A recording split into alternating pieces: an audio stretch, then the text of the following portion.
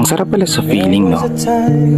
Kapag nasa punto ka na ng buhay, na kapag hindi ka inimbitahan, hindi ka na pumupunta.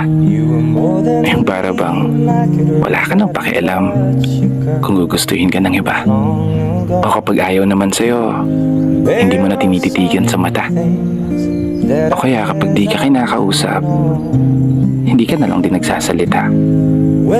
Kasi nasa punto ka na ng buhay na hindi ka natakot talikuran ng lahat. Bahala na ang ilang tunay na matitira.